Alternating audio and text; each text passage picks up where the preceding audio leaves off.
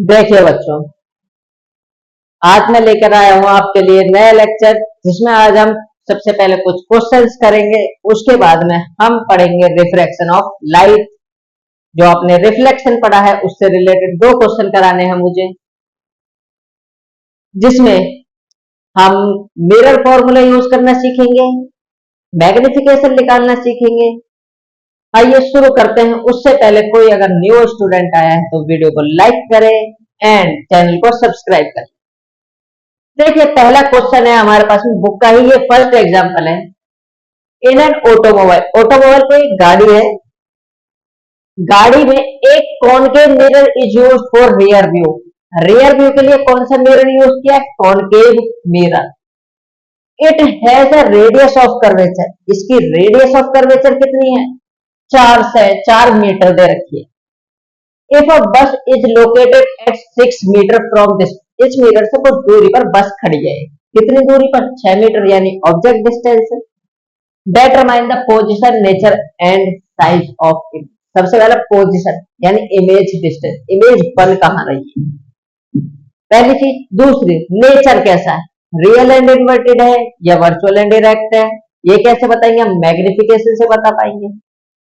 Size of image, size of image यानी कि image का साइज कैसा। देखिए, हमें ऑब्जेक्ट का साइज नहीं दे रहा तो इमेज का साइज नहीं निकाल सकते, तो हम क्या करेंगे? ऑब्जेक्ट और इमेज के साइज का कंपैरिजन बताएंगे। कंपैरिजन कैसे? यानी हाइट क्या है इनके एक दूसरे के कम। आइए शुरू करते हैं। सॉल्यूशन, सबसे पहले हमें क्या दे रखे? Radius of curvature. तो रेडियस ऑफ कर्वेचर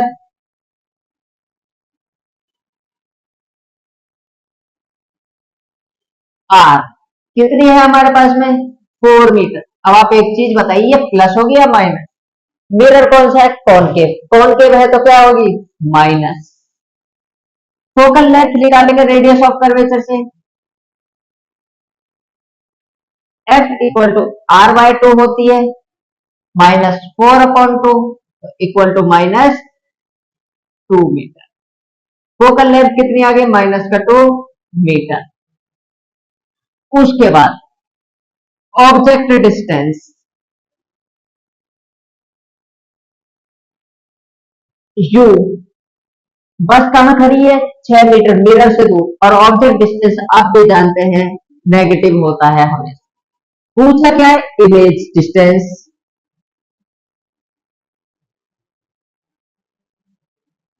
यानी कि हमसे पूछा क्या? We, nature of image,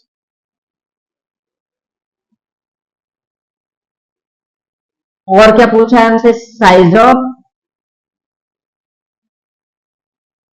image. देखिए, क्वेश्चन शुरू करने से पहले आपको जो दे रखा है, वो जो पूछा है वो लिखना चाहिए, इसके भी मार्क्स मिलते हैं। अब आप एक चीज बताइए, हमें यू पता है, एफ पता है, पी हम निकाल सकते हैं मिरर फॉर्मूले से। तो देखिए, बाय मिरर फॉर्मूला,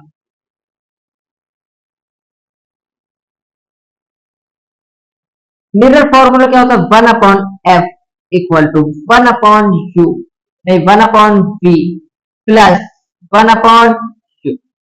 ये मिरर फॉर्मूला होता है। वैल्यू पुट करिए, 1/f कितना है? -2।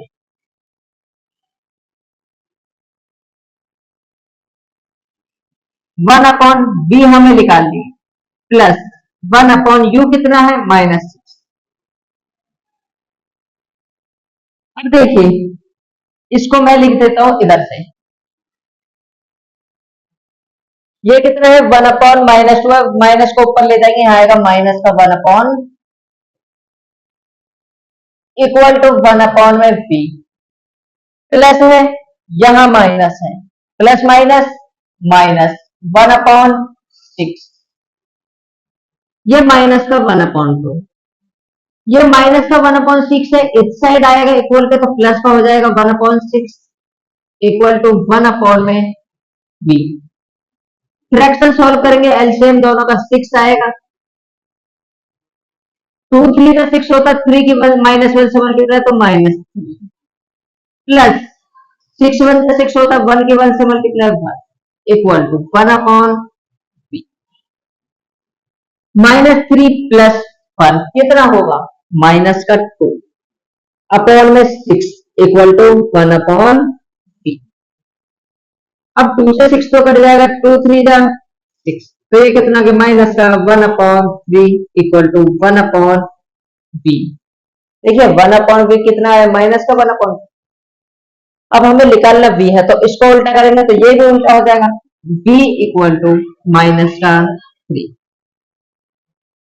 -3 का मतलब क्या है, इमेज जो बन रही है हमारी किस साइड बन रही है इमेज।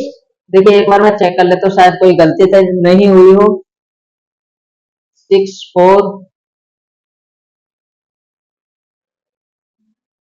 हाँ ठीक है, मिरर है, मिरर के सामने कितने डिस्टेंस पर बन रही है, 3 मीटर की दूरी पर।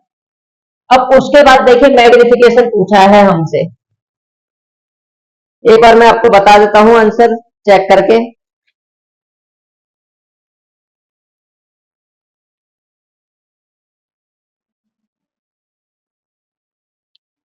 देखिए यहाँ पर एक छोटी सी मिस्टेक हो गई है, ये जो था हमारा कॉन्वेक्स मिरर था, बट यहाँ पर हमने कॉनकेव मिरर लिख दिया, तो भी कोई दिक्कत नहीं है, हम कॉनकेव मिरर के अकॉर्डिंग करते हैं। अभी मैं आपको कॉन्वेक्स मिरर के अकॉर्डिंग समझा दूंगा।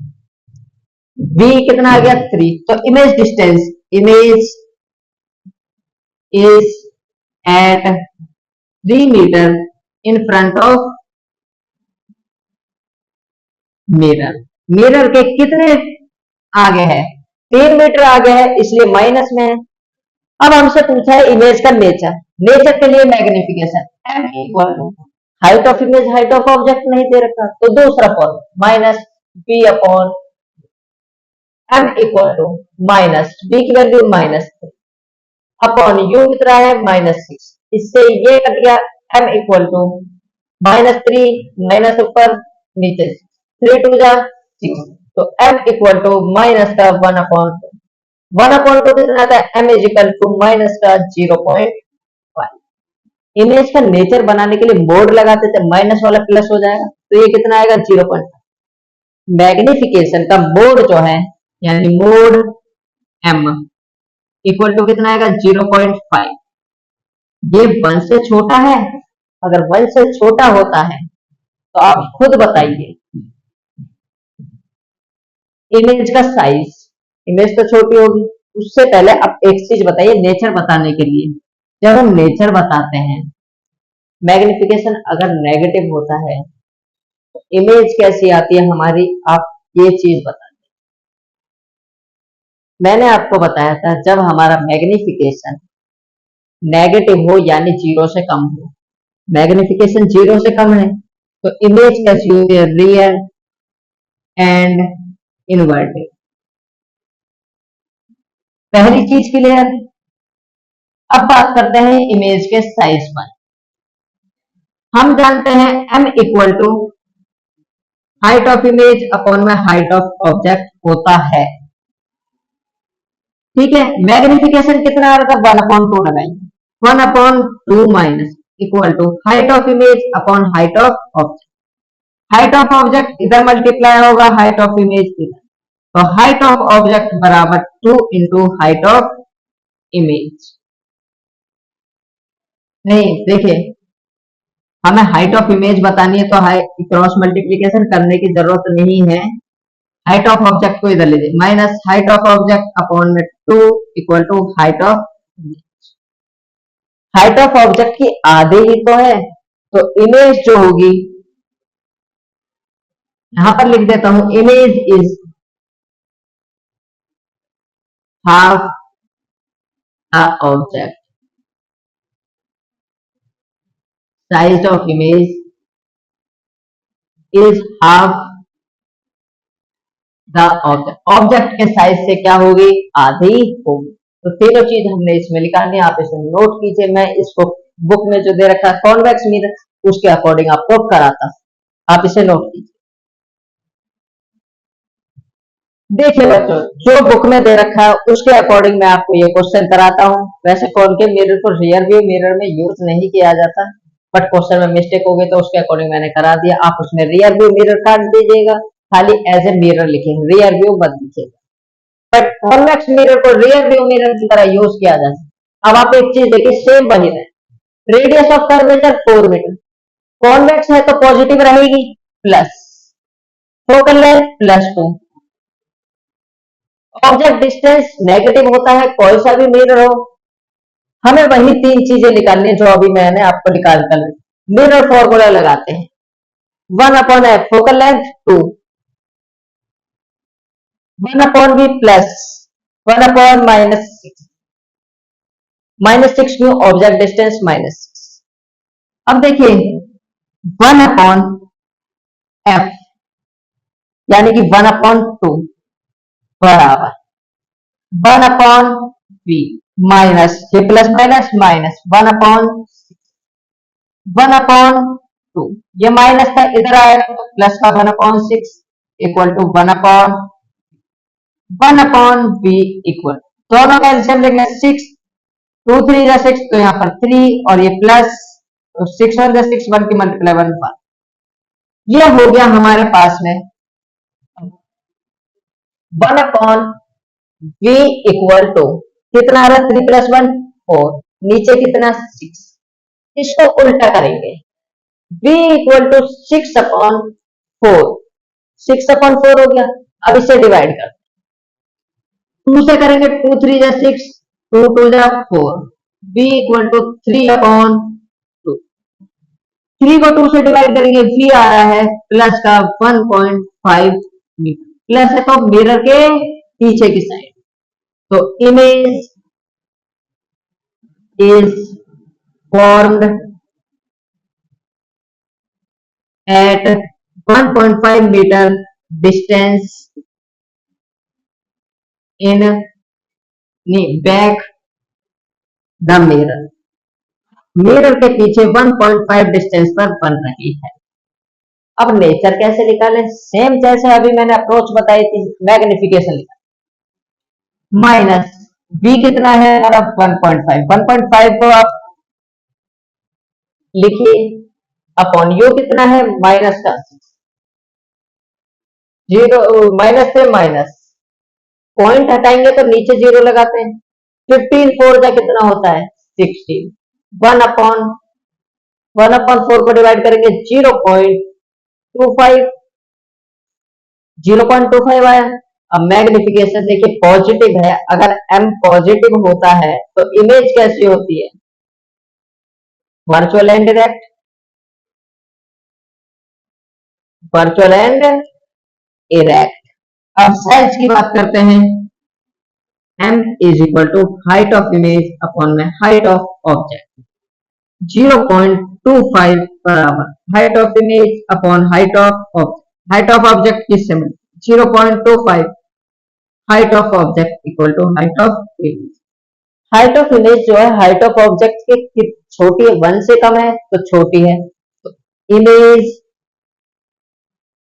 Is smaller than object by factor of, किसके फैक्टर से, फैक्टर कितना है 0.25, इमेज का साइज आ गया, नेचर आ गया, इमेज कहां बढ़ रही है पोजीशन आ गई। ये था आपका एग्जाम्पल, जो एक एग्जाम्पल है इसके बाद ठीक अगला वो आपके लिए होमवर्क है, उसे आप करिएगा बुक में से, आप इसे नोट कीजिए। इसके बाद हम डिस्कस करेंगे रिफ्लेक्शन ऑफ लाइट, यानी कि जब एक लाइट एक मीडियम से दूसरे मीडियम ट्रेवल करती है तो उसे रिफ्लेक्शन कहते हैं, उसी के बारे में डिस्कस करेंगे, आप इसे नोट कीजिए।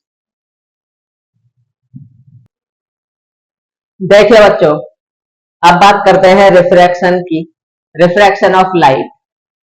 रिफ्रैक्शन होता क्या है, देखिए रिफ्रैक्शन ऑफ लाइट का मतलब है the deviation of light from its path when it travels from one medium to another is called refraction of light.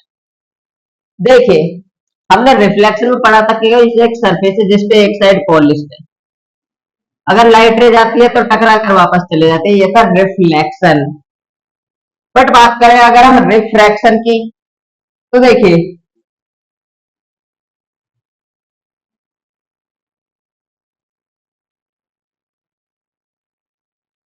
एक सरफेस है ये, इस साइड मान लीजिए एयर है, इस साइड मान लीजिए वाटर है। ट्रांसपेरेंट सरफेस है, कहीं पॉलिशिंग नहीं है। मान लीजिए इंसिडेंट रे आती है, इस सरफेस पर पड़ती है। कौन सी रे आती है? Incident ray. अब जिस सरफेस पर आकर गिरती है उस सरफेस पर क्या बनाते हैं? नॉर्मल।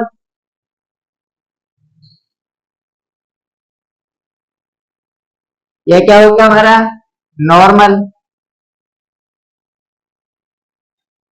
नॉर्मल। अब रिफ्लेक्शन में क्या होता था? इस साइड पॉलिशिंग होती थी, लाइट रे टकरा कर वापस चले जाते। बट यहां पर क्या होगा? लाइट रे ऐसे रही है, ऐसे आके जानी कैसे चाहिए? बिल्कुल सीधी ऐसे। बट ये लाइट रे इस तरीके से ना जाके मीडियम से ऐसे ही चेंज होता है। ये एयर है, ये मीडियम वन है, एयर। लाइट रे जानी चाहिए थी ऐसे, बट ऐसे ना जाके लाइट अपने पाथ से, अपने रास्ते से भटक गई या बैंड हो गई।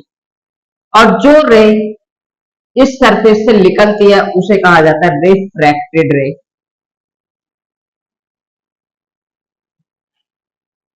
रिफ्रैक्टेड रे। देखिए, इंसिडेंट रे थी, जिस सरफेस पर गई उस सरफेस पर नॉर्मल बनाया, जानी कैसे चाहिए थी? बिल्कुल सीधी। बट ऐसे ना जाके लाइट रे गई कैसे? हल्की सी बैंड हो गई, अपने रास्ते से क्या हो गई? भटक गई। इसी को कहा जाता है रिफ्रैक्शन ऑफ लाइट। अब ये होता कैसे? देखिए, ये मीडियम बनता है, ये मीडियम टू। मीडियम क्या होता है? जगह। यहाँ पे हवा है, यहाँ पर पानी, तो ये मीडियम वन, ये मीडियम टू। इसमें लाइट की स्पीड है v1 और इसमें लाइट की स्पीड है v। अब देखिए, ये नॉर्मल, ये इंसिडेंट रे। इंसिडेंट रे और नॉर्मल के बीच का एंगल क्या होता है? Angle of incidence.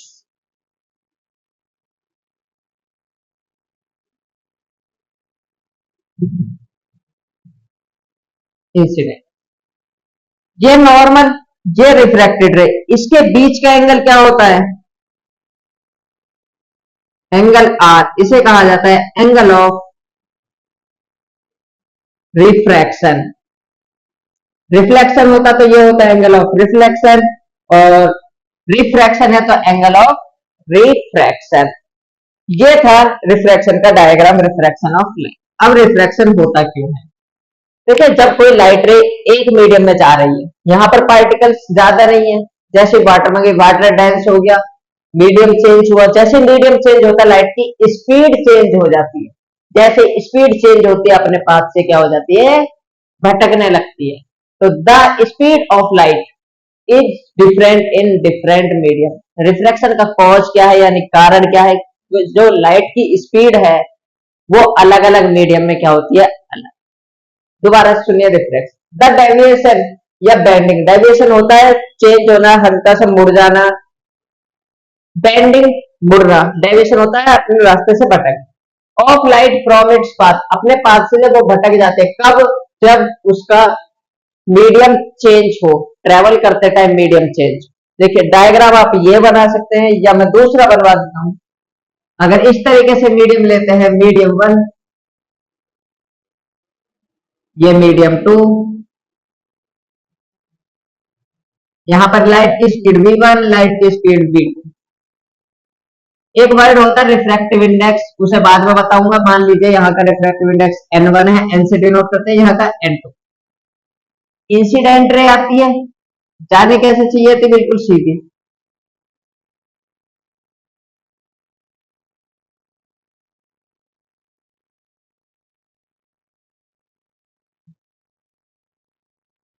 इस तरीके से। बट ऐसे ना जाकर ये लाइट रे गई कैसे? या तो इधर को मुड़ जाए या इधर को। मान लीजिए लाइट रे जाती है इस तरीके से, तो ये कौन सा हुआ हमारे पास में? एंगल ऑफ इंसिडेंस, क्योंकि इंसिडेंट रे और नॉर्मल के बीच का है। यह है हमारे पास रिफ्रैक्टेड रे। अब देखिए नॉर्मल ये है, रिफ्रैक्टेड ये, इन दोनों के बीच का एंगल क्या होगा? Angle of refraction. यहां पर नॉर्मल ये था, रिफ्रैक्टेड रे थी, एंगल ऑफ रिफ्रैक्शन ये था। देखिए जरूरी नहीं है लाइट रे इधर के साइड ही मुड़े, इधर भी मुड़ सकती है, इधर भी मुड़ सकते हैं, डिपेंड करता है मीडियम किस तरीके से चेंज हो रहा है। अब उसके बाद आप इन दोनों में से कोई भी डायग्राम यूज कर सकते हैं, कोई सा भी डायग्राम बना सकते हैं क्लियरली। इन दोनों को नोट कीजिए। इसके बाद पढ़ेंगे हम लॉज ऑफ रिफ्रैक्शन। जैसे रिफ्लेक्शन के लॉ थे ऐसे ही रिफ्रैक्शन के भी लॉ। देखिए बच्चों, जिस तरीके से रिफ्लेक्शन के दो लॉ थे हमने पढ़े थे, सेम उसी तरीके से रिफ्रैक्शन के भी दो लॉ हैं। बस एक जो पहला वाला लॉ है वो बिल्कुल सेम है, हल्का सा चेंज है सिर्फ। सेकंड वाला थोड़ा अलग है। दोनों को समझते हैं। सबसे पहला, the incident ray, the refracted ray and the normal at the point of incidence या interface all lie in the same plane. Same यही लॉज ऑफ रिफ्लेक्शन था, वो भी यही कहता था, incident ray, reflected ray and normal at the point of incidence all lie in same plane. बस difference किसका है? इसमें रिफ्लेक्टेड रे आ गई, उसमें रिफ्लेक्टेड रे। ये भी सेम वही बात करता है, इंसिडेंट रे, रिफ्रैक्टेड रे और normal at the point of incidence, जहां पर लाइट गिरती है। देखिए मान लीजिए ये सरफेस, यहां पर लाइट गिरी है, पॉइंट ऑफ इंसिडेंस या इंटरफेस। इंटरफेस की क्यों? ये दो मीडियम्स को अलग करता है तो इसे इंटरफेस कहा जाता है। इंसिडेंट रे और ये नॉर्मल और ये रिफ्रैक्टेड रे, ये तीनों के तीनों एक ही प्लेन पर आते हैं। एक ही प्लेन यानी कि 2D में। मान लीजिए लाइट आ रही है इस तरीके से, इस तरीके से आएगी, यहां पर कोई मिरर लगा है, लाइट अगर यूं आ रही है तो यूं ही आई। ऐसा नहीं है लाइट यूं आकर यूं चले जाए, 3 डायमेंशनल में नहीं जाएगी, सिर्फ कितने में? 2D में। उसके बाद नंबर 2 जो कि काफी इंपॉर्टेंट है, स्नेल्स लॉ के डायरेक्ट स्टेटमेंट पूछ ली जाती है। यह कहता है the ratio of sine of angle of incidence to the sine of angle of refraction is always constant. Sine of angle of incidence आपने मैथ्स में पढ़े होंगे, कुछ functions, sine function, cos function, sec function, cosec function, tan, cot, ये सभी पढ़े होंगे। तो यहां पर the ratio of sine of angle of incidence, sine of किसका? एंगल ऑफ इंसिडेंस, उसका रेशियो किससे? Sine of angle of refraction. ये हमेशा क्या आता है? एक कांस्टेंट। ये कहता है Snell's law. Sine of angle of incidence और sine of angle of refraction का जो रेशियो आता है वो हमेशा एक कांस्टेंट आता है। अब वो कांस्टेंट क्या होता है वो बताऊंगा मैं अभी, आप इसे नोट कीजिए।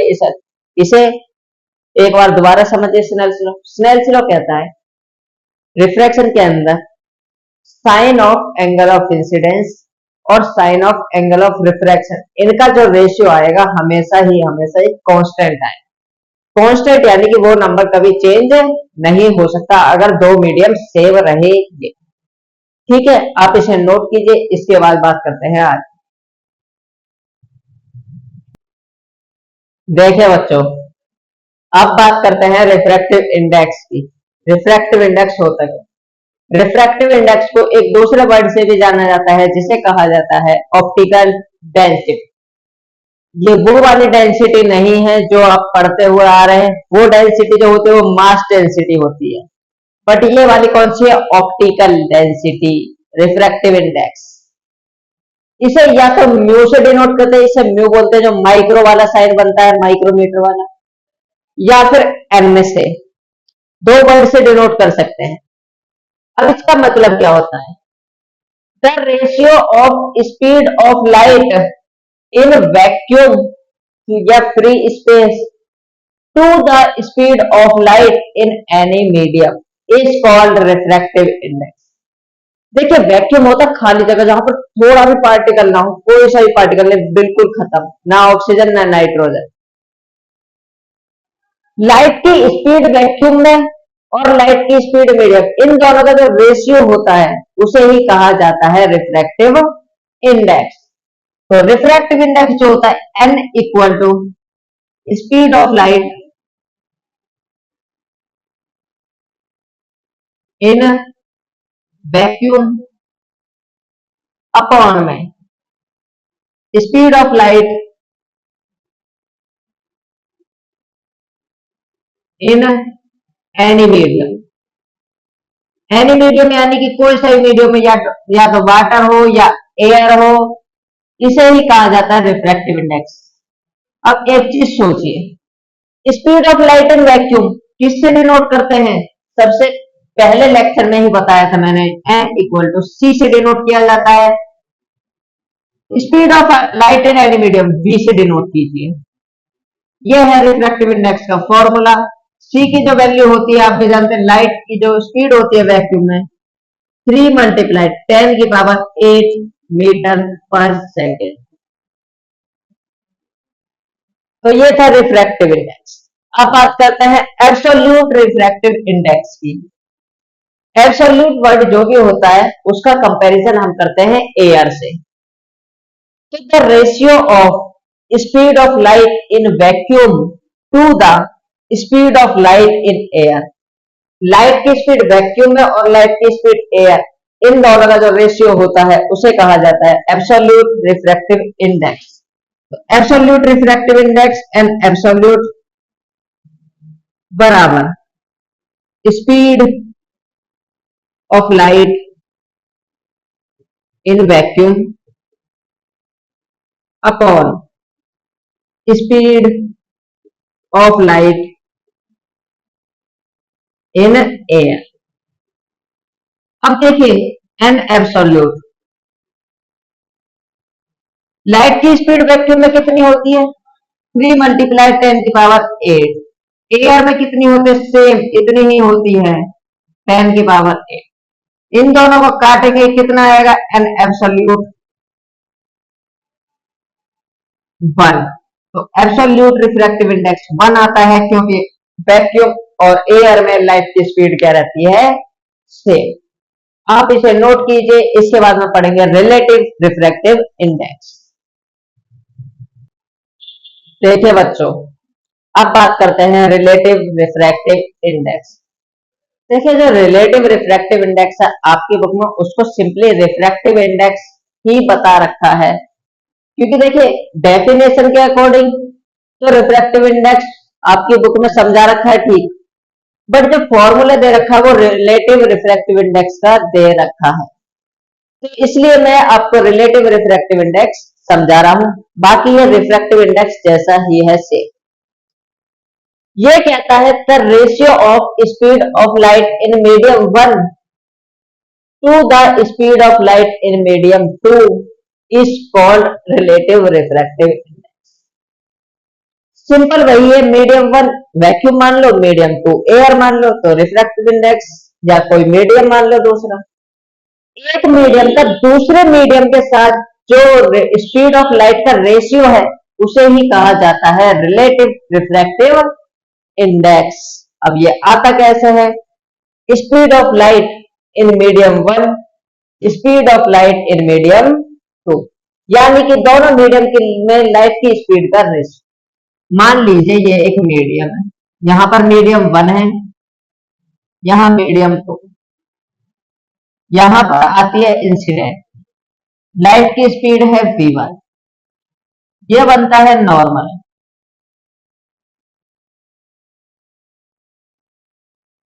लाइट जानी कैसे चाहिए थी? बिल्कुल इस तरीके से, और लाइट ऐसे ना जाके मान लीजिए यू करके जा रही है, यहां पर लाइट की स्पीड है v2, तो n equal to speed of light in medium 1 यानी कि v1, speed of light in medium 2 यानी कि v2। इन दोनों का जो रेशियो होता है इसे बोला जाता है रिफ्रैक्टिव इंडेक्स। अगर मीडियम वन वैक्यूम है तो ऊपर सी आएगा, यानी कि लाइट की स्पीड वैक्यूम में और लाइट की स्पीड दूसरे मीडियम में, तो इसको simply n equal to c upon में v लिख दिया जाता था, जो अभी आपको मैंने बताया। अब उससे उसके बाद बात करते हैं आगे। पहला case, refractive index of medium two with respect to one. मान लीजिए पहला मीडियम जो है वो हमारा वैक्यूम है, दूसरा मीडियम हमारा मान लीजिए कोई वाटर है या हवा है या गिलास है कांच। तो टू का वन के रिस्पेक्ट में कितना होगा, रिलेटिव ही तो है। तो देखिए इसको डिनोट करते हैं n टू वन। पढ़ते कैसे हैं, जो n के पीछे लिखा रहता है उसका रिफ्रैक्टिव इंडेक्स होता है किसके रिस्पेक्ट में, दूसरे वाले के रिस्पेक्ट। तो refractive index of medium two with respect to one, ये आता कैसे है, ये लिखा जाता है n2 अपॉन में n1, n2 अपॉन में n1। अब देखिए ये है हमारा रिफ्रैक्टिव इंडेक्स निकाल। अब इसको स्पीड ऑफ लाइट की फॉर्म में अगर हम लिखें तो n21 बराबर, ये सेकंड मीडियम का रिफ्रैक्टिव इंडेक्स है, सेकंड मीडियम का है तो सी बाई वी। सी क्या है, speed of light in vacuum. देखिए मैं इधर सॉल्व करके बता देता हूं, n2 अपॉन में n1 को सेकंड मीडियम का रिफ्रैक्टिव इंडेक्स, ये फर्स्ट मीडियम का रिफ्रैक्टिव इंडेक्स। n हमने पढ़ा था c अपॉन v, पहले के लिए c अपॉन में v1, ये सेकंड मीडियम है तो v2। n1 n1 लिखेंगे तो c वैक्यूम तो सेम रहेगा, मीडियम वन है तो v1, c से c कट जाएगा, v1 ऊपर चले जाएगा। तो n2 अपॉन n1 क्या आ गया, v1 अपॉन में v2। v1 अपॉन v2 भी तो रिफ्रैक्टिव इंडेक्स है, कौन सा, रिलेटिव। रिलेटिव तो n21 क्या होगा, v1 अपॉन में v2। तो आप एक चीज यहां से याद रखिएगा, अगर n21 है तो n2 अपॉन में n1 होगा, लेकिन स्पीड जो आएगी उसमें उल्टी आएगी, ये 2 1 था तो ये क्या हो जाएगी 1 2। ये फॉर्मूला काफी इंपॉर्टेंट है, यहां से क्वेश्चन जरूर आते हैं, आपको ध्यान रखना होगा किस मीडियम के हिसाब से कौन सा। अब 2 का 1 के रिस्पेक्ट में तो आ गया, बट अगर हम उल्टा निकालें, refractive index of medium 1 with respect to 2, तो इसे डिनोट करेंगे n12 से, और ये होगा n1 अपॉन में n2। वेलोसिटी की फॉर्म में लिखेंगे तो v2 अपॉन में v1। ये है refractive index of medium 1 with respect to. अब एक चीज सुनिए, जरूरी नहीं है रिफ्रैक्टिव इंडेक्स ऐसे ही लिखा जाए n21, इसको और कितने तरीके से लिख सकते हैं वो n21, इसको इस तरीके से भी लिख सकते हैं n21, n के ठीक पीछे वाला जो भी नंबर आएगा उसका रिफ्रैक्टिव इंडेक्स होगा दूसरे के रिस्पेक्ट। ऐसे भी हो सकता है n21, या इस तरीके से भी हो सकता है। तो आपको पता होना चाहिए किस तरीके से लिखा है, और जरूरी नहीं n लिखा हो, म्यू भी लिखा हो सकता है। ये था रिफ्रैक्शन में रिफ्रैक्टिव इंडेक्स। इसके बाद में मैं आपको सिखाऊंगा स्नेल्स लॉ को इस रिफ्रैक्टिव इंडेक्स में कैसे यूज करते हैं। आप इसे नोट कीजिए अच्छे तरीके से। देखिए अब मैं आपको सिखाता हूं रिफ्रैक्शन में स्नेल्स लॉ कैसे यूज करते हैं। अगर आपने स्नेल्स लॉ यूज करना सीख लिया तो आपके लिए ये काफी इजी हो जाए। मान लीजिए एक लाइट रे आती है, मीडियम 1 है ये, इसका रिफ्रैक्टिव इंडेक्स n1, लाइट की स्पीड v1। मीडियम 2 है जिसमें इसका रिफ्रैक्टिव इंडेक्स n2 और लाइट की स्पीड v2। ये एंगल ऑफ इंसिडेंस, ये एंगल ऑफ रिफ्लेक्शन। जिस मीडियम का रिफ्रैक्टिव इंडेक्स लोगे, मान लीजिए n1, उसके साथ में साइन मल्टीप्लाई कर दीजिए उसी मीडियम का एंगल। n1 है तो n1 के साथ में एंगल आई साइन के साथ, बराबर n2 साइन। n2 में कौन सा एंगल है, r। साइन आई को इधर ही रहने दीजिए, साइन आर को नीचे लाइए, बराबर n2, ये n1 मल्टीप्लाई में इधर जाएगा डिवाइड साइन आई अपॉन में साइन आर बराबर क्या हो गया N2 और अपॉन में N1 क्या होता है N21। ये आपको अभी सिखाया था, ये है स्नेल्स लॉ। और ये हमेशा क्या आता है कांस्टेंट, किसी मीडियम का रिफ्रैक्टिव इंडेक्स एक कांस्टेंट ही तो होगा। कुछ वैल्यूज आपको याद रखनी है रिफ्रैक्टिव इंडेक्स में। सबसे पहले एयर, हवा का रिफ्रैक्टिव इंडेक्स होता है 1। वाटर यानी कि पानी, अगर पानी है तो पानी का रिफ्रैक्टिव इंडेक्स होता है 1.33। इसको फ्रैक्शन में जो लिखते हैं ज्यादातर फ्रैक्शन में 4/3 भी लिखा आता है। गिलास 1.5, गिलास होता कांच। डायमंड हीरा जो होता है उसका रिफ्रैक्टिव इंडेक्स होता है 2.42। डायमंड से रिलेटेड एक क्वेश्चन आता है इसके रिफ्रैक्टिव इंडेक्स कि डायमंड का रिफ्रैक्टिव इंडेक्स तो है 2.42, इसका मतलब क्या है। और डायमंड का ही सबसे ज्यादा रिफ्रैक्टिव इंडेक्स होता है, सबसे highest. The refractive index of में ऊपर वाला नहीं, the refractive index of diamond is highest. हम जानते हैं डायमंड का क्या है सबसे ज्यादा, कितना 2.42। इसका मतलब क्या है, it means that the speed of light is 1/2.42 less than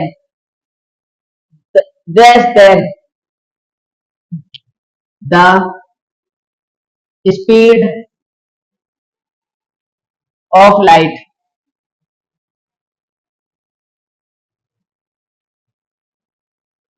in diamond than vacuum। यानी कि जो लाइट की स्पीड है वो डायमंड में वैक्यूम के कंपैरिजन में कितनी कम है 1/2.42। ये है डायमंड के रिफ्रैक्टिव इंडेक्स का मतलब।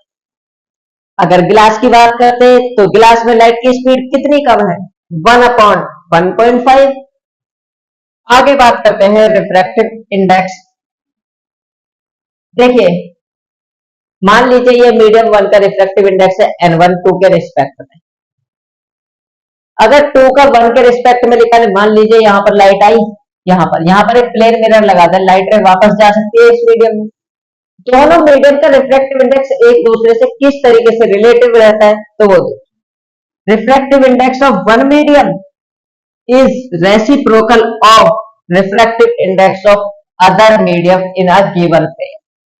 अगर दोनों रिफ्रैक्टिव इंडेक्स एक साथ हैं तो एक मीडियम का रिफ्रैक्टिव इंडेक्स मान लीजिए N21 है, इसका जो रिफ्रैक्टिव इंडेक्स होगा 1/, इसका उल्टा क्या होता है N12। इस तरीके से आता है, यानी सेकंड मीडियम का रिफ्रैक्टिव इंडेक्स 1 के रिफ्रैक्टिव इंडेक्स से क्या होता है रेसिप्रोकल। रेसिप्रोकल क्या होता है 1/, में कुछ भी। अब ये कैसे आया ये आपको जानने की जरूरत नहीं है, आपको सिर्फ इतना याद रखना है एक मीडियम का रिफ्रैक्टिव इंडेक्स दूसरे का रेसिप्रोकल होता है। अब देखिए ये तो रेसिप्रोकल से रिलेटेड था। अब मान लीजिए एक मैं आपको एग्जांपल दूं, पहला मीडियम है मान लीजिए एयर, दूसरा मीडियम में है मान लीजिए गिलास, गिलास के बाद है फिर वाटर, वाटर के बाद क्या आ जाएगा आपका मान लीजिए एयर, या फिर वापस से गिलास मान लीजिएगा। इनका कंपैरिजन कैसे किया जाता है तो उसके लिए एक सिंपल सा फॉर्मूला है।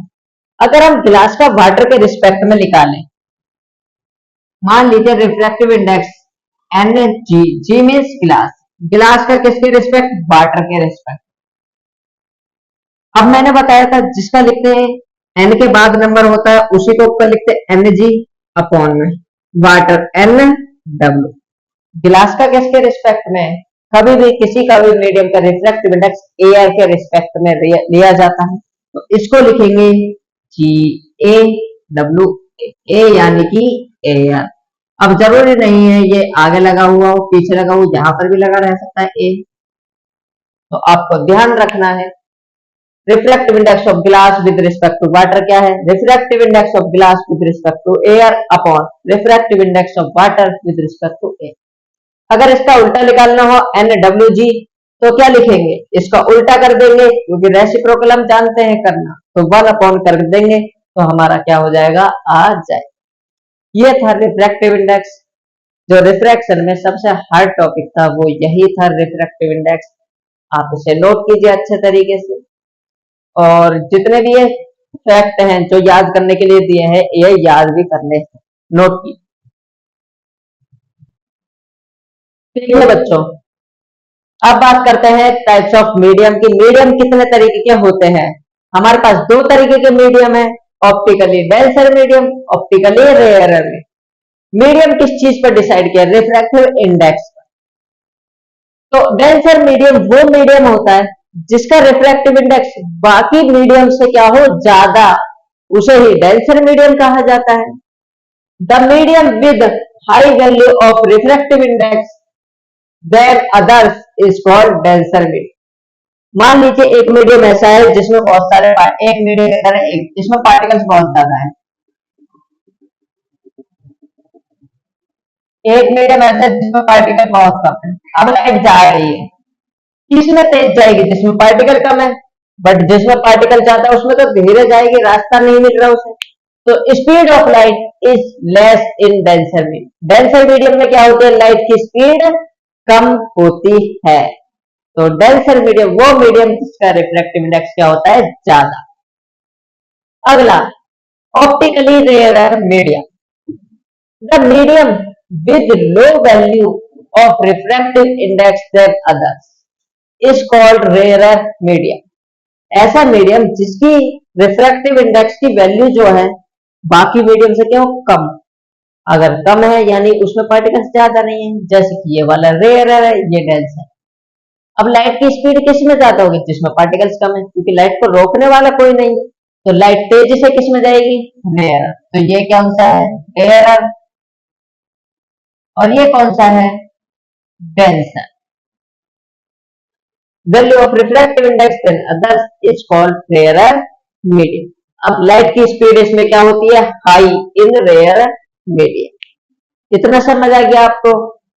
उसके बाद देखिए, दो डेंसिटी होती है, एक मास डेंसिटी जिसे फिजिकल डेंसिटी कहा जाता है जो आप पहले से पढ़ते हुए आ रहे हैं, एक ऑप्टिकल डेंसिटी जिसे रिफ्रैक्टिव इंडेक्स कहा जाता है। ये जो रिफ्रैक्टिव इंडेक्स होता है या ऑप्टिकल डेंसिटी की बात करें, ये मास डेंसिटी पर डिपेंड नहीं करती, जरूर नहीं है उसके साथ रिलेट, यानी कि जिसकी मास डेंसिटी ज्यादा होगी तो उसका रिफ्रैक्टिव इंडेक्स ज्यादा होगा, ऐसा पॉसिबल नहीं है। कुछ केसेस में होता है, कुछ केसेस में नहीं होता, बट जरूरी नहीं है कि ऐसा हो। इसलिए क्वेश्चन आता है, क्या मास डेंसिटी और ऑप्टिकल डेंसिटी दोनों एक दूसरे से रिलेट है, एक जैसे? नहीं, अलग है। क्यों है, समझाइए। Kerosene oil have high refractive index than water but it's mass density is less than. मिट्टी का जो तेल होता है, जो केरोसिन ऑयल होता है, वाटर से ज्यादा उसका रिफ्रैक्टिव इंडेक्स है, बट उसकी मास डेंसिटी वाटर से तो कम है। तो ये तो उल्टा हो गया ना उल्टा, यानी कि उसका रिफ्रैक्टिव इंडेक्स ज्यादा है केरोसिन ऑयल का, बट उसकी मास डेंसिटी क्या है, कम है। इसलिए रिफ्रैक्टिव इंडेक्स जरूरी नहीं उसकी मास डेंसिटी पर डिपेंड करे। डिपेंड नहीं करता, क्यों नहीं करता वो मैंने आपको समझा दिया। दो तरीके के मीडियम समझा, आप इसको नोट कीजिए। इसके बाद में एक छोटा सा टॉपिक और करते हैं। ये बच्चों, हमारे पास दो केस हैं, एक है केस नंबर 1, केस नंबर 2। जब हमारी लाइट रे रेयरर से डेंसर मीडियम में जाए, मान लीजिए ये एक मीडियम है, यहां पर है रेयरर, यहां पर है डेंसर। इसका रिफ्रैक्टिव इंडेक्स n1, इसका रिफ्रैक्टिव इंडेक्स n2। लाइट की स्पीड v1, इसमें लाइट की स्पीड v2। रेयरर मान लीजिए एयर है, डेंसर मान लीजिए गिलास है। तो क्या होगा? मान लीजिए एक लाइट रे आती है यहां से इंसिडेंट, यहां पर क्या बनाएंगे, नॉर्मल। लाइट रे जानी कैसी चाहिए थी, ऐसे। पर डेंसर मीडियम में लाइट की स्पीड तो कम हो जाती है, तो लाइट जो है सीधे ना जाके नॉर्मल की तरफ बेंड हो जाती है। ये एंगल आर, ये एंगल आई। तो जब लाइट रे रेयरर से किस मीडियम में जा रही है, डेंसर, ये रेयरर था, ये डेंसर, रेयरर से डेंसर गई, then light ray bends towards the normal. Light ray किधर बेंड होती है, नॉर्मल की तरफ। लाइट रे जा कैसे रही थी, इस तरीके से जानी चाहिए थी, बट ऐसा नहीं जाकर नॉर्मल की तरफ बेंड हो गई। इसलिए इस केस में लाइट कहां से गई है, रेयरर से डेंसर। तो लाइट किधर बेंड होती है, ये पूछा जाता है, नॉर्मल की तरफ। सबसे पहले रिफ्रैक्टिव इंडेक्स सेकंड मीडियम का ज्यादा है फर्स्ट मीडियम, इतना क्लियर। लाइट की स्पीड किसमें ज्यादा होगी, 1 में ज्यादा होगी, तो v1 is greater then v2। देखिए रिफ्रैक्टिव इंडेक्स और स्पीड ऑफ लाइट का रिलेशन उल्टा आता है। तीसरी चीज, एंगल ऑफ इंसिडेंस ज्यादा होगा या रिफ्रैक्शन ज्यादा। आप ये एंगल देखिए, ये एंगल और ये एंगल, ये तो वर्टिकल या अपोजिट है, बट इसमें से ये एंगल हट गया, तो एंगल ऑफ रिफ्रैक्शन तो कम हो गया, एंगल ऑफ इंसिडेंस ज्यादा है। तो angle i is greater than angle r. जब लाइट रेयर से डेंसर जाती है तो ये तीन चीजें याद रखनी है। आप दिमाग में लगा सकते हैं डायग्राम बनाकर। अगला case, when light ray travel from denser to rarer medium, जब कोई लाइट रे डेंसर से रेयरर मीडियम, भीड़ वाली जगह से एकदम रेयरर मीडियम जाए, then light ray bends away from normal। अबे होता है दूर, नॉर्मल से दूर की साइड जाती है, बेंड होगा। मान लीजिए मीडियम, ये डेंसर, ये रेयरर, इसका रिफ्रैक्टिव इंडेक्स n1, नहीं n1 नहीं, इसे n2 ही रखिए, नहीं n1 मान लीजिए। इस बार रिफ्रैक्टिव इंडेक्स ये n2, v1 v2, और मान लीजिए लाइट आती है यहां डेंसर, जाने कैसे चाहिए थी लाइट, बिल्कुल सेम इसी के रास्ते, यहां से इस तरीके से होते हुए जाए। यहां पर बनाएंगे क्या, नॉर्मल।